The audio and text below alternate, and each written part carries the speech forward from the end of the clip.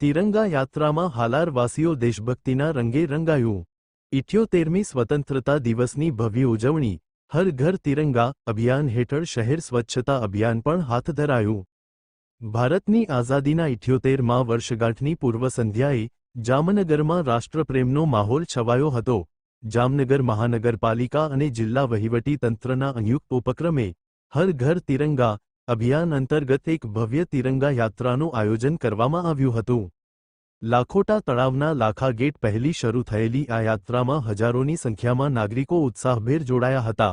હાથમાં તિરંગો લઈને લોકોએ દેશભક્તિના ગીતો અને સૂત્રોચ્ચાર સાથે શહેરના મુખ્ય માર્ગો પરથી પસાર થઈને સરદાર પટેલની પ્રતિમા સુધી યાત્રા પૂર્ણ કરી હતી।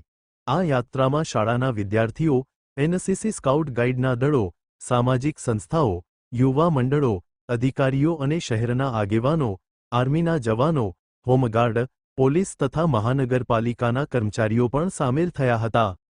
તિરંગા યાત્રા બાદ રણજીતનગર વિસ્તારમાં ધારાસભ્ય અને વહીવટી અધિકારીઓએ સ્થાનિક નાગરિકો સાથે મળીને સફાઈ અભિયાન હાથ ધર્યું હતું। આ પહેલ દ્વારા સ્વચ્છતા, એકતા અને રાષ્ટ્રપ્રેમનો સંદેશ આપવામાં આવ્યો હતો, જે આઝાદીના અમૂલ્ય મૂલ્યોને દર્શાવે છે।